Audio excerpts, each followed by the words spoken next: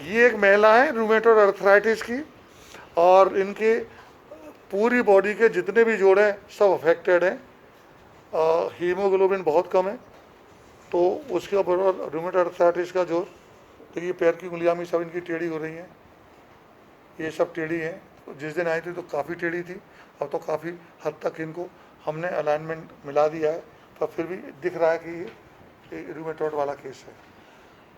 Because of anaemia, deficiency of blood, haemoglobin deficiency और disease process की वजह से इनके दोनों पैरों में बहुत सूजन है। तो हम इसके लिए एक चीज़ सिखाते हैं, नॉर्मल मैकेनिकल तरीका। तो इसके लिए हम इनको सिखाते हैं क्रैप बैंडेज लें। क्रैप बैंडेज लगाना शुरू कीजिए आप। देखिए क्रैप बैंडेज क्या करेंगे, दूसरा चीज़, ये पैर इधर से मुड़ जाते हैं इनके, तो हम इनको इधर, हाँ चलिए, हाँ बाहर से चलिए, हम अंगूठे जहाँ से अंगूठे होते हैं वहीं से टाइट टाइट, और 1 इंच का गैप देंगे, सिर्फ एक इंच छोड़ते हुए हम क्रैप बैंडेज को लगाते चले जाते हैं, पूरे प्रेशर से बांधते हैं। एक चीज़ पर ध्यान रखेंगे क्रैप बैंडेज बांधने के अंदर, कि जब हम पैर बांधेंगे तो जो ऊपर जब जाएगी तो इसको उठाती हुई जाएगी, छोटी उंगली को उठाती जाएगी, ठीक है। इधर ऐसे नहीं करेंगे जैसे ये हो जाए, हमेशा इसको इस तरह से उठाते ऊपर, और 1 इंच उठाते चलते हैं। देखिए काफ़ी प्रेशर दे रहे हैं, चारों तरफ से इक्वल प्रेशर लगा के ले जाते हैं। देखो भाई तुम्हारी मदर है, घर पे करना है, ठीक, हाँ इस तरह से करते हुए।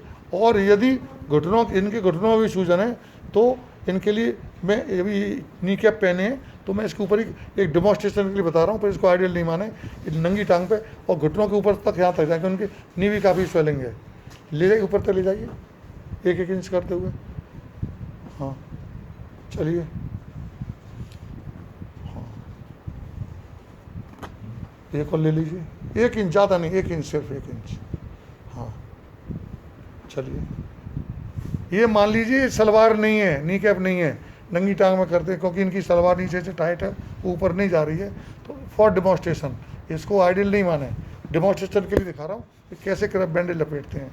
और हाँ जाइए आधा इंच ऊपर, और यहाँ से मिड थाई तक ले आइए आप। इस तरह से एक क्रैप बैंडेज से कवर नहीं हो सकता, तो 2 क्रैप बैंडेज चाहिए। यहाँ से स्टार्ट करिए, यहाँ से स्टार्ट करिए, एक यहाँ तक ख़त्म हो जाएगी, तो उसके 3-4 इंच को दबाते हुए फिर दूसरी स्टार्ट कर दीजिए, और ये भी ख़त्म होने वाली है, और नी की बाउंड्री वाले यहाँ ख़त्म होती है, इससे 2 इंच ऊपर तक ही आ जाएगी।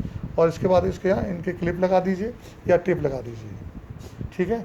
ये क्रैप बैंडेज लगाने का तरीका है, जो अगर किसी भी वजह से स्वेलिंग है, वेरिकोज वेन्स हो रही हैं, आपकी ट्रैकिंग करने से, ज़्यादा शॉपिंग करने से, ज़्यादा चलने से, यदि आपको स्वेलिंग हो रही पैरों के अंदर, वेरिकोज वेन्स हैं, उसके बाद ये कर दिया मान लीजिए, तो ऐसा करने के बाद में, हाँ छोड़ दीजिए, मान लीजिए टेप लगा दिया गया है, क्लिप इससे मिल नहीं रही है, तो अब ऐसे दूसरे पैर पर लगाइए, जल्दी से जल्दी लगाइए दूसरे पैर में।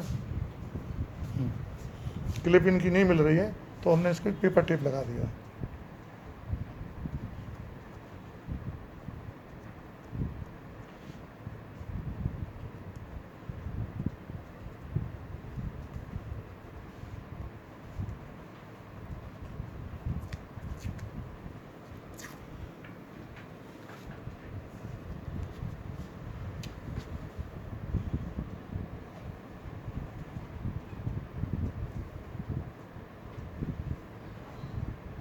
छोड़ दिया, अब इधर लगाइए। क्या ध्यान रखना है इसको, कि आप जब क्रैप बैंडेज लगाएं तो इधर से पैर ना उठाए, अंगूठे की तरफ से पैर ना उठाए, छोटी उंगली की तरफ से पैर उठाए, उठाइए, चलिए करिए।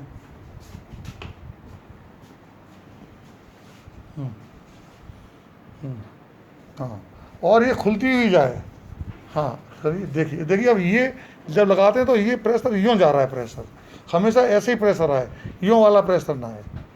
तो छोटे अंगूठे की तरफ से करेंगे और ऊपर की तरफ ले जाएंगे तो छोटी उंगली की तरफ से होगा, तो ये पैर हमेशा थोड़ा इस डायरेक्शन में जाए, ये हमेशा ध्यान रखना है। और 1 इंच से ज़्यादा ऊपर इसको मत चढ़ाइए। मान लीजिए ये टांग इस तरह से है, ये एक्चुअली सलवार टाइट ऊपर नहीं जा रही है, इसलिए हम दिखाने के लिए, आपको सिखाने के लिए सलवार के ऊपर से चलाएंगे।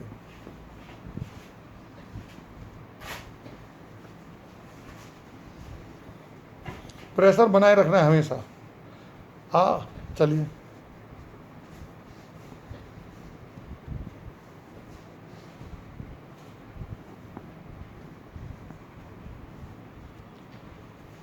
कैसी भी सूजन, किसी वजह से सूजन हो पैरों के अंदर, टांगों के अंदर, घुटनों के अंदर, इससे अच्छा दुनिया में कोई तरीका नहीं है।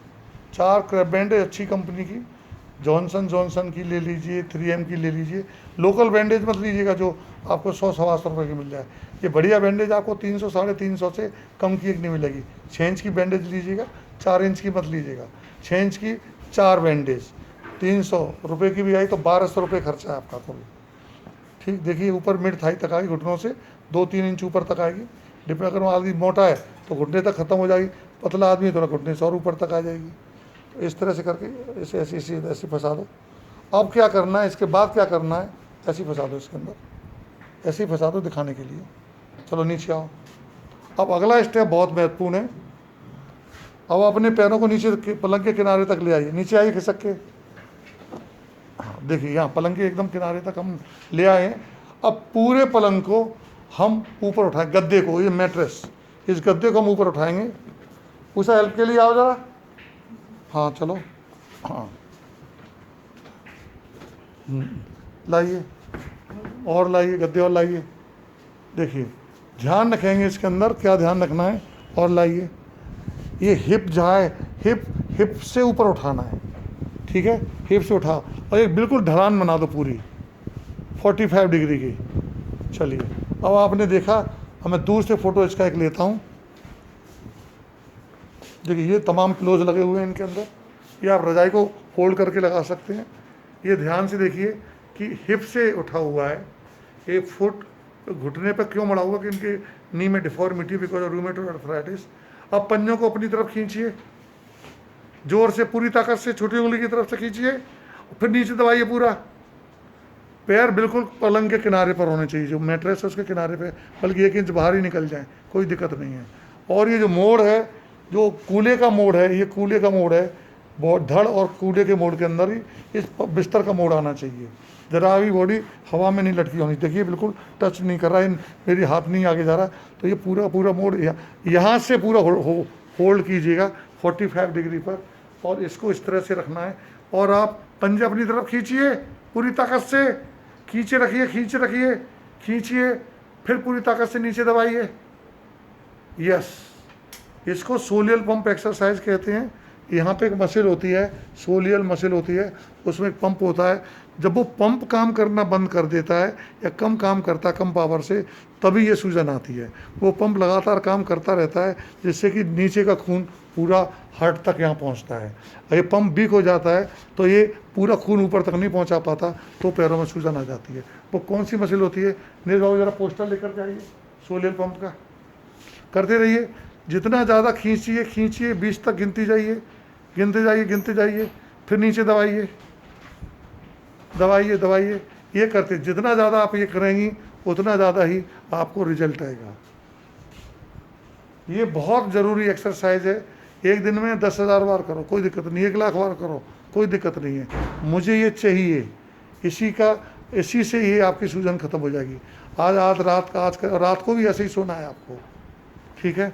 अब मसल, सोलियल मसल कौन सी होती है, देखिए ये जो मसल है जो ऊपर दिखाई देती है काफ में, ये गैस्ट्रोक्नीमियस मसल, देख लिखा है गैस्ट्रोक्नीमियस मसल। इसके ठीक नीचे अंदर मसल होती है सोलियल मसल, ये सोलियल मसल अंदर वाली। इसके अंदर एक पंप होता है जो ऐसे पंप करता है और खून को ऊपर पहुंचाता है। तो सोलियल मसल, इसको सोलियल पंप एक्सरसाइज कहते हैं। इस तरह से पूरा फुट है, ये पूरा फुट है। फुट के नीचे यहाँ से एक टेंडो एक्लिस है, टेंडो एक्लिस 2 मसल से बनता है, एक गैस्ट्रोक्नीमियस मसल, एक सोलियल मसल। ये दोनों मिलकर के ये यहाँ लगती है। ये बॉडी की सबसे ज़्यादा ताकतवर मसल्स होती हैं, और इनकी ताकत बनाए रखिए। पंजे को ऊपर करके, क्रैप बैंडेज लगा के इस तरह से करेंगे, और ईमानदारी से आदमी 1 घंटे कर ले तो सूजन एकदम ख़त्म हो जाएगी। पर इसको पंजे को पूरा खींचना है और पूरा दबाना है।